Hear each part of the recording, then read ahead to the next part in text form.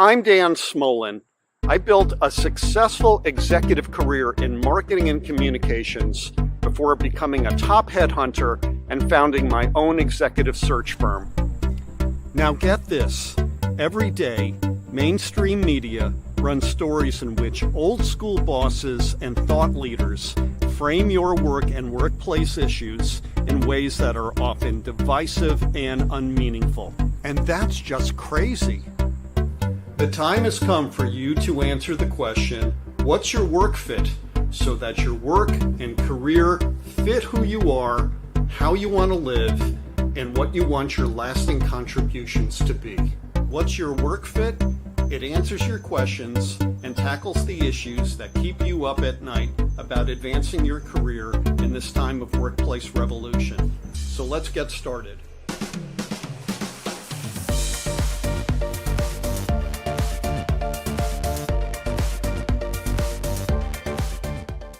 Hey, good day, everyone. Dan Smolin here. I am happy to introduce our guest today, Dr. Betty Johnson.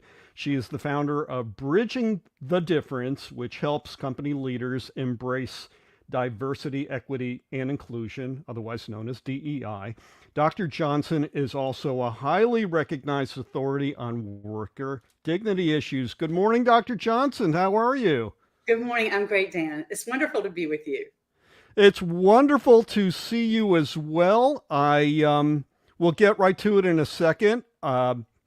Before we get to the really good stuff, let me just say we're seeking advertiser support. If you sponsor this show, you're going to lead a revolution in the future of work and to what we call a work fit, which is making work a part of your day that includes a lot of other wonderful things and not just the day.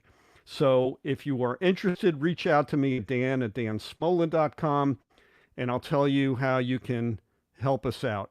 So let's get to it. What are we talking about today? The question that's come up, and this has come up from a lot of our listeners, both in the United States and around the world, is, Dan, I get this feeling that my boss is spying on me. So Dr. Betty Johnson, is my boss spying on me? The answer is absolutely yes. And it's not just your personal boss that may be using the data that's being collected by your employer. Your organization is choosing to spy on you. And there are lots of ways that this has been going on for decades. In fact, even this surveillance method of management has been in place for over a century. So yes, you can take it for granted that you are being spied upon. That is just incredible. What are some of the channels that companies use to surveil their talent?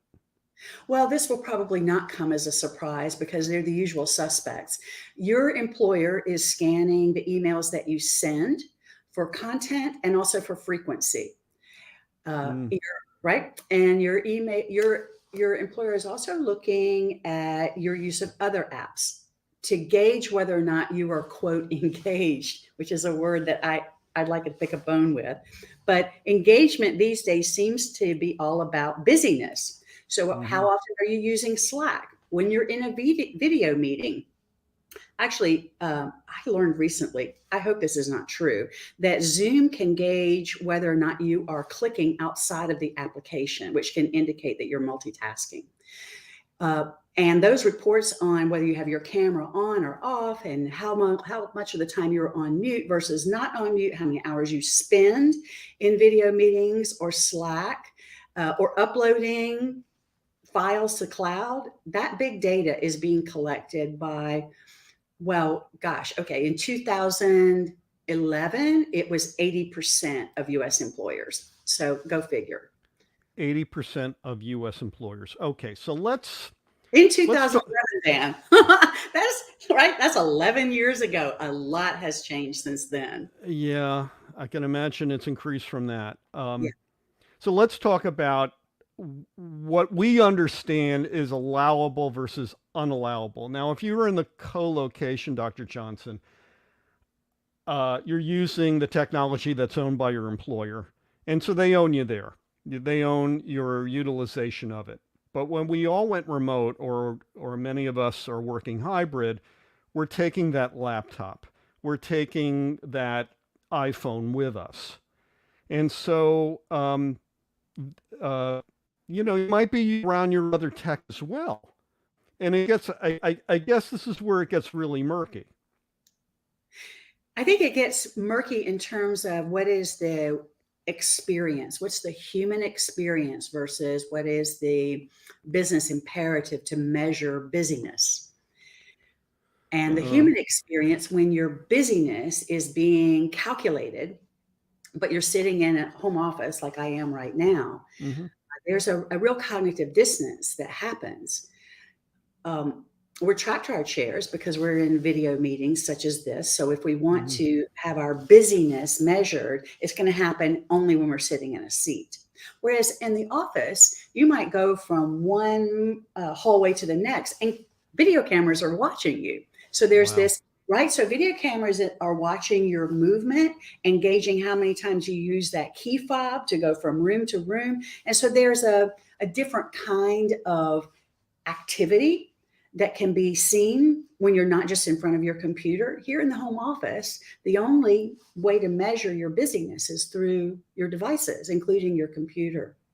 And so the home was formerly the sanctuary, the place that we could come and take a breath, drop the mask that we have to wear at work, this mask of performance. I'm in role, I'm Right. being the absolute best that I can be. And you can look at me and see me doing that. So I know I'm giving a convincing and compelling performance that will lead to career success. Well, to have that pressure to do that after hours in your home or all day long in your home while you have your dog at your Mhm. feet or your child coming in from school, or when you just need to take a break to go have a bite to eat, something to drink, get a little bit of fresh air. It's far more difficult to do that now. And I think one of the reasons that we're in an uproar about this surveillance is because so many knowledge workers are now experiencing the kind of cognitive and emotional burden that production and piecemeal workers have been experiencing for a century. And even when you Right. think about call centers for the last, 30 years, their um, clicks on their keyboard, the amount of time it takes to handle a customer inquiry or a customer reach out, that it has been measured in seconds and has been the reason for retaining or firing people and the avenue by which they might be able to access a promotion. So all of us knowledge workers who've enjoyed a certain amount of autonomy in the past, we are now being measured in the same way. And the realization is this is not human. I don't trust my employer when my employer is doing this. I don't know what data is being gathered about me, how it's being used, what Mhm. inferences are being made about whether or not I have taken advantage of a wellness break or not. Right. Mm-hmm. I want to get into that. You know, I had an experience where I bought a, a, a kind of I think it was called the sleep number bed. And we both have bad backs, and we wanted something that was going to help us sleep through the night. And we had to get replacement parts for the bed, and the the the person on the other end of the line was actually working out of her home. And I want to get into what happens to those people in a minute, but I want to get to the gray area part of this that I find a little troubling. Okay, so here we go. I'm going to add this. Okay, so what is this? If you've got an iPhone and you share a family account, you know what this is. Um, this is a screenshot of mine, and you can see a lot of activity around Washington, and then something down below, which is actually my daughter who's at school in Richmond, Virginia. Okay, so within my family, we have the cone of trust, if you will. We all look at this to see where are they. In the case of my wife, who works a long day as a teacher, I want to make sure I have dinner on the table ready to go for her when she walks in the door because she's ravenous, right? And for my daughter, if she's traveling home from school, I just want to make sure she's okay. And I can tell you that we've all three used this to find each other when we've needed to get in contact with each other. Okay, great.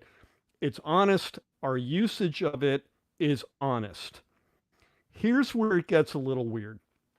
I am familiar with knowledge workers who have gotten corporate iPhones.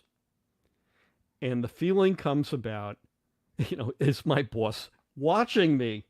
And so the answer is probably yes. Are they in their home? Have they moved around a lot? Oh, I see that George went to the supermarket earlier today. I see that they spent a lot of time not in their office working. Now, I don't know about you, Dr. Johnson, but when I've got my iPhone with me, even in the supermarket, I gotta look for it to see if there's anything important popping up. I'm present, but I may not be in the location that you think I'm going to be. Mhm. So we're now in a gray area with this. And I suspect that my viewers who have reached out to me and said, is my boss watching me? Is my boss spying on me? Part of that comes from maybe looking at this app on their Find My Device app on their iPhone and wondering, what do you think of this? So what do I think of it? Yeah. I think it's really a two-way street. The rule of reciprocity is all about I give and I get in return. Mm-hmm. And if I'm giving you a salary, I expect to get a certain level of your attention in return. That's the employer. The employee is thinking, I'm giving you my heart and soul. I'm working out of this home office. I can't get up from my chair. And you know what? I'm going to have to go to the grocery store at some point, or Right. there's going to be no dinner because I'm also working maybe 10 hours a day. Right. So there's this rule of reciprocity that's embedded in our brains. We look for it. It's innate. Like, what am I getting and what am I giving? And I want to feel like I'm getting sort of the better end of that stick, or at least that it's fair. So here's another example of what you're talking about, just to illustrate this is a two-way street. Mm-hmm. I have a client who's a international tax professional, and she was telling me a story about someone in her group who there was a suspicion. Where is this guy? We don't know where he is. Mm-hmm. He's not responding as quickly as we think he might. And so we did a search on, his IP address and found out he was working out of country in a nice resort location. And so what we said to him is, no, that's not going to work. You've got to come back. You got to come back to the US because of international tax issues. We are liable for you working there and our not paying taxes for you to be there. So you got to come back. So here's an employee who wasn't being transparent about working out of country and how that is impairing the employer's interests. So I think really the crux of this is, think about what kind of culture we want to build. Is this a culture of transparency, which is fundamental to trust? Or is this a culture where we don't trust each other and we do everything that we can to maximize our own self-interest? And then when that stops happening, we from each other. Either I lose you, Dan, as an employee because you feel like your dignity is violated every time you sit down at your desk, or you, Dan, leave an employer because you say, I'm losing the autonomy that is absolutely essential to my well-being.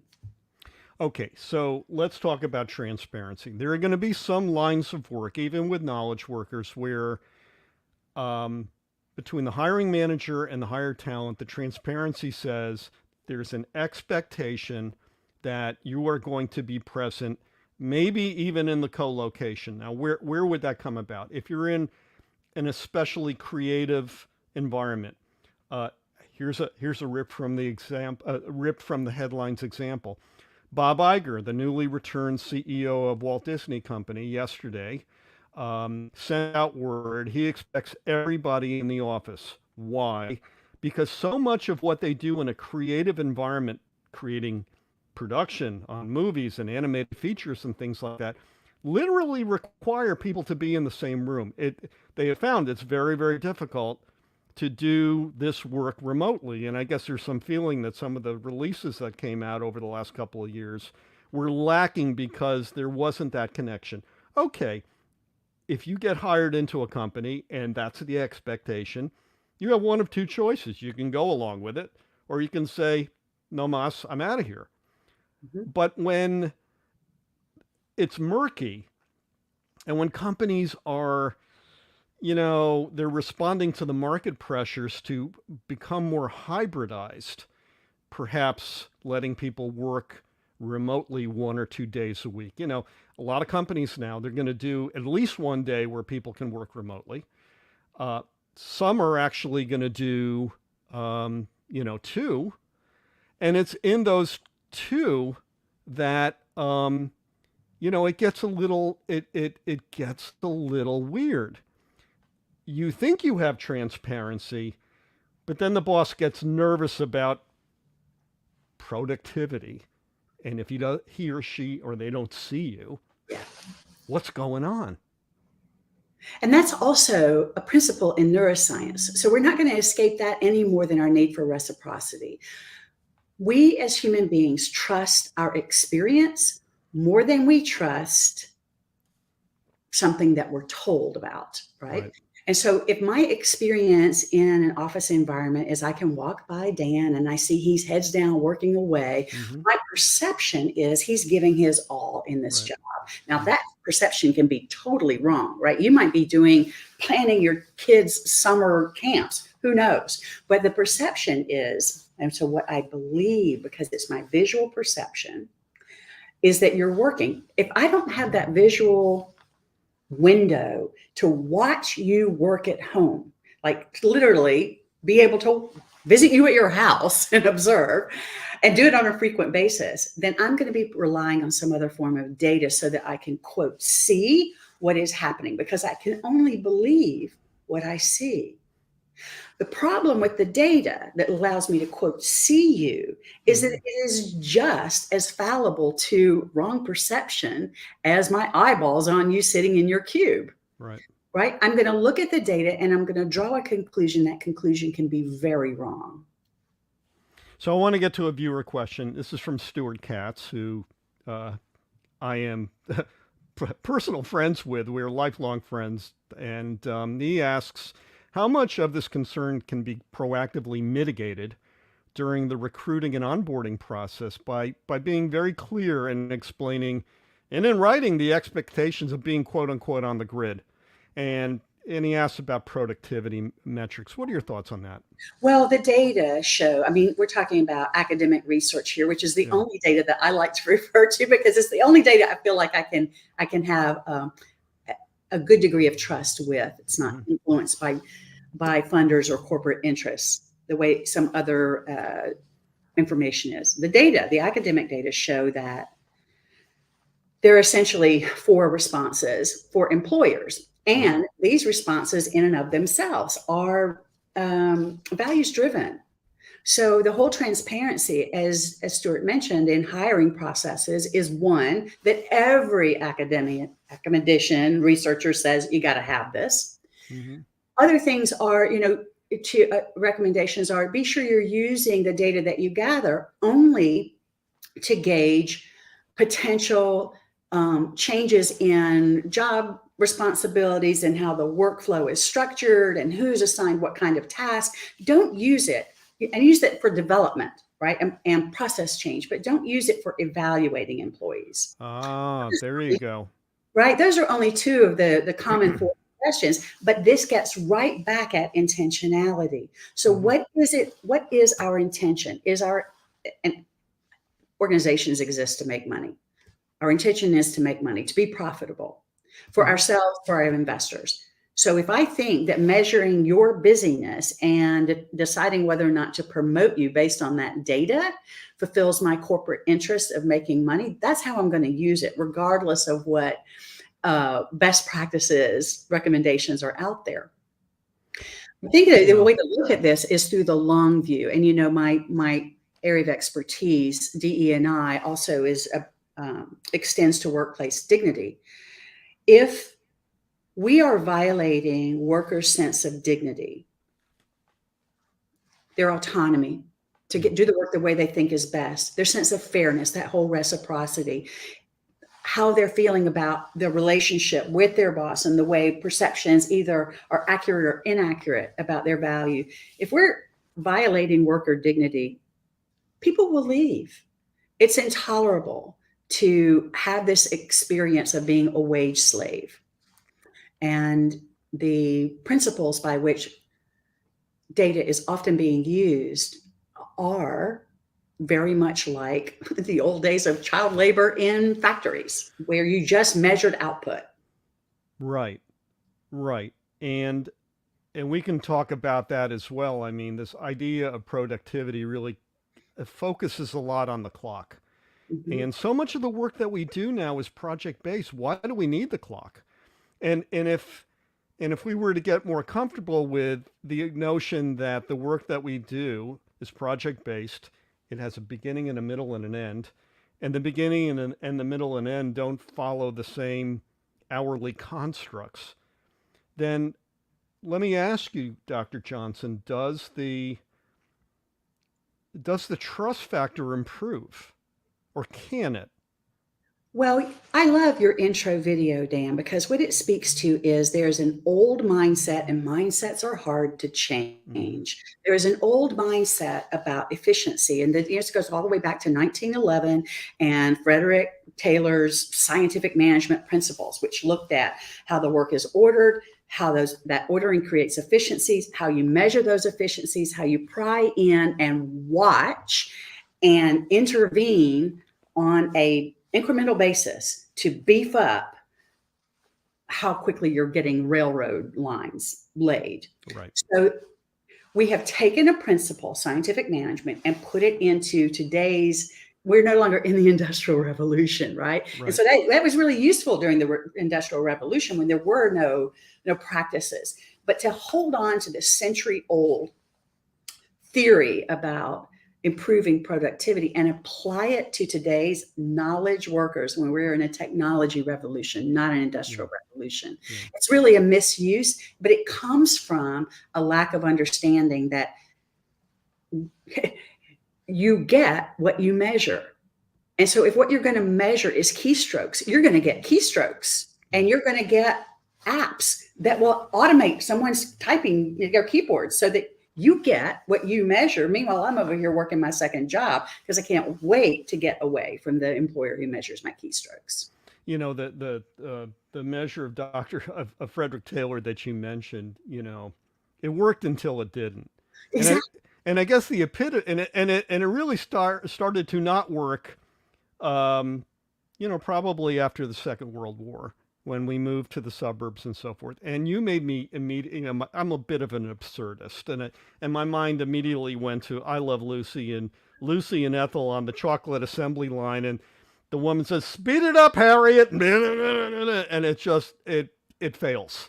Right. And the reason it fails is because the only way to get those chocolates moving fast enough is for her to eat them as quickly as possible. Right. I love the metaphor, because what we're really doing in trying to speed up productivity and efficiency and squeeze more out of employees who are already, frankly, squeezed cognitively, emotionally, mentally. They're already squeezed. We are causing them to eat our well-being, the organizational well-being. So I don't know when you want to go to this, Dan, but here's a principle that I use when I'm coaching executives. Okay. You know what you don't want. It's really clear. So what do you want? What is the work experience that you want to have? And let's focus on what that feels like, what it looks like, and how you can be the agent that creates that. Because surveillance is not going away. So much of it is unregulated. Regulations take a lot of time to enact and then be upheld. So in the meantime, what is the work-life experience that you want to have? And I use work-life intentionally because it is not this balance that we've been talking about. No. Work is this all one thing. Knowledge workers, when they are not working, actively working, they're thinking about work. Right. And when they are working, they're thinking about their kids, their home, their, when can they get out for some exercise?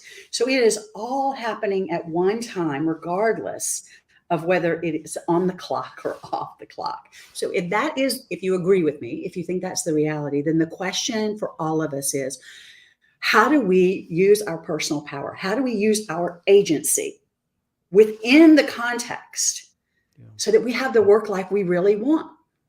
Well, I think if you're talent, you put it right up front.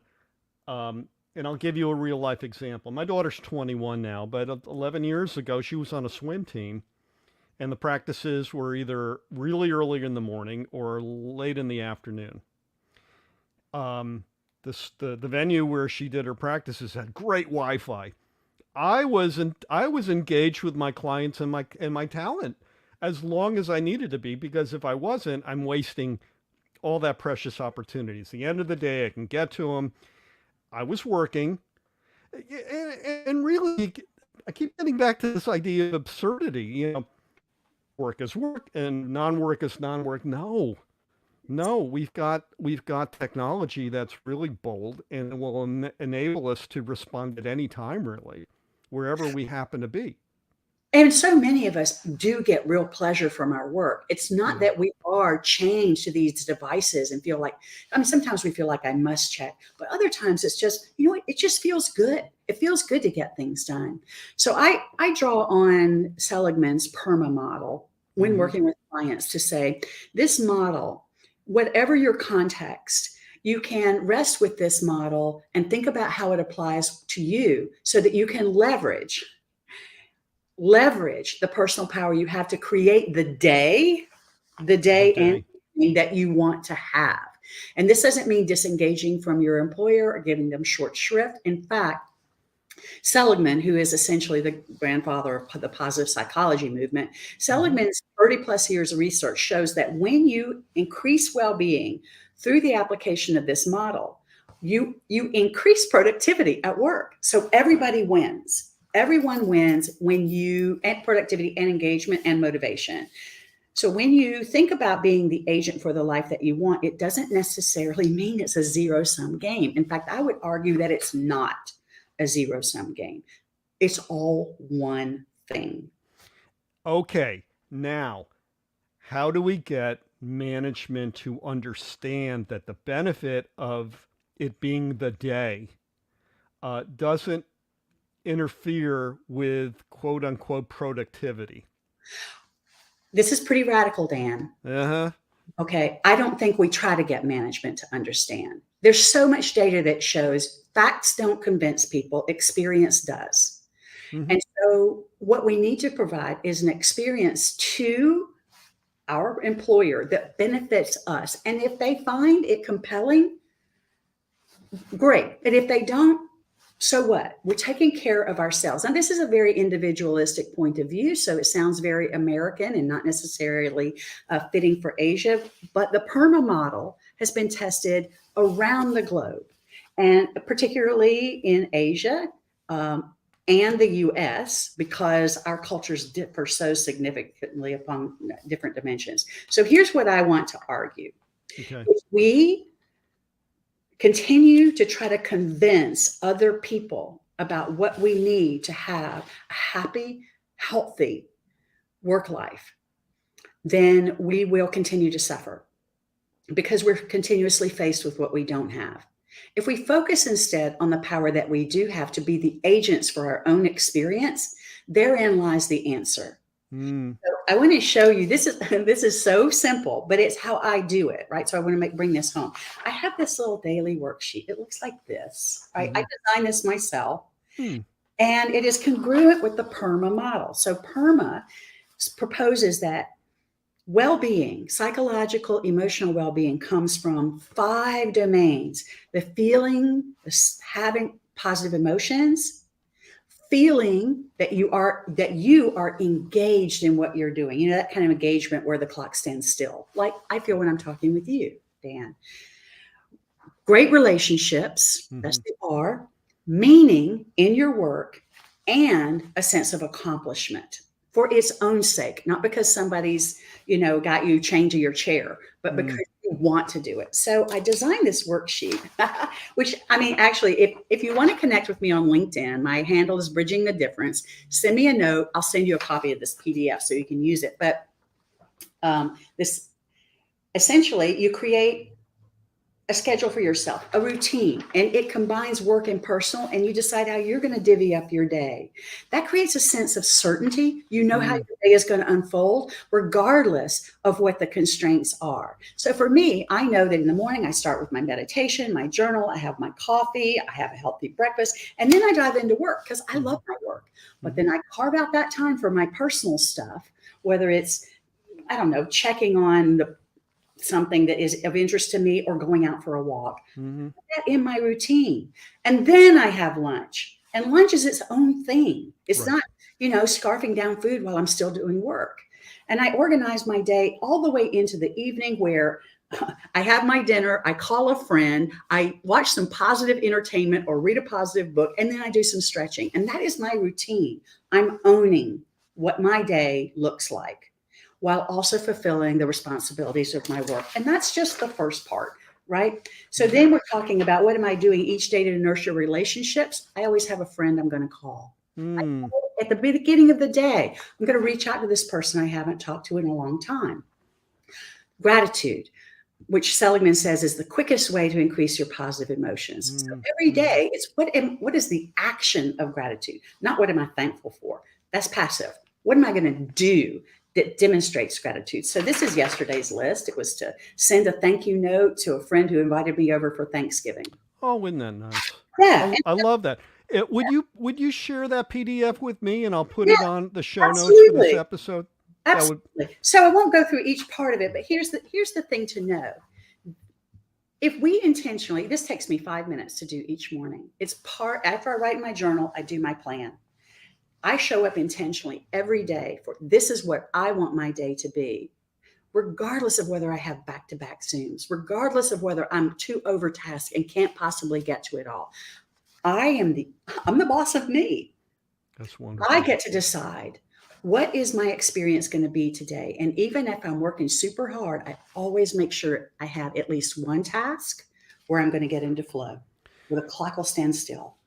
Well, our clock is about to run out. I just want to make one comment, and this is that I think is the linchpin to all of this. What you've just described from an experiential standpoint ties into the lifetime value of you as hired talent in that company. Right. If you're happy, if you're grounded, if you're grateful, you're going to be retained longer than someone who feels spied upon, who feels surveilled. Right. Right? It's the shift of your orientation. The orientation is what are you disliking and resenting and therefore churned up about and miserable, versus what are you focused on that you can do to have a happy, productive, psychologically healthy experience at work. Own the things you can control. Find that little part of your work that gives your life greater meaning, something beyond you. Find that thing that you can do each day where the time is just going to stand still. And sure, you're going to be tired, but it's going to be a good tired. It's going to be a good tired. That's wonderful. Yeah. Dr. Betty Johnson, this has been a lot of fun. Now comes the burning question. What is your work fit? What attribute, condition, experience, place, or state of mind makes work part of your day doing many meaningful things and not just the day? Well, I go back to the PERMA model, and Seligman says that the most significant of all the 5 dimensions, the most significant to well-being is relationships. So my emphasis, because I'm an accomplishment junkie, I was bred to be that way through my corporate background where I was rewarded for accomplishing and being, being the superstar, getting things done, creating profit. I've really had to balance that with the acknowledgement that it means nothing if I'm not in relationship with others in a way that adds meaning to my life. So when you and I huddled before this call, Dan, I said, you know what? I love talking with you because I feel like we're in the same tribe. We are. We operate from a similar mindset and purpose. And so this is what I make sure that I have every day is work with people who I feel in kinship with. And I don't feel in kinship with everybody. And I don't spend all day that way. I mean, sometimes I'd have to, work with people who are super difficult. Right. I'm not going to change that. All I can do is make sure that there's a quote, a Dan Smallin in my life. Oh, thank you. Thank you so much. This has been a lot of fun. Before we depart, would you please point our viewers and listeners to your social media? Where can they find you, Dr. Betty Johnson? I like to keep it simple. Let's just talk about LinkedIn. Bridging the Difference is my handle. My company name is Bridging the Difference because that's what I help leaders and their teams do. Get from where they are now to where they want to go. DEI is embedded in every work that I do, but it's not DEI to the end of DEI. It's DEI to the end of worker well-being, organizational profits, so organizational well-being. So check me out. On my website is also bridgingthedifference.com, but send me a link to connect on Bridging the Difference on LinkedIn. I would love to stay connected and also meet directly for this PDF, and I'll send it to you. This has been so much fun, and I hope we can get you back on in a future episode. We could talk forever, right? Good. And you and I talked about this research that is underway now on dignity at work and what are the behaviors that violate from the worker perspective that violate dignity and what behaviors uphold it, because it's more of that good stuff that we want to cultivate. And it's really not rocket science. It doesn't take that much effort. It just takes a desire. This has been so much fun. Thank you so much. You too. We'll see you soon. Bye-bye. Thanks, Dan.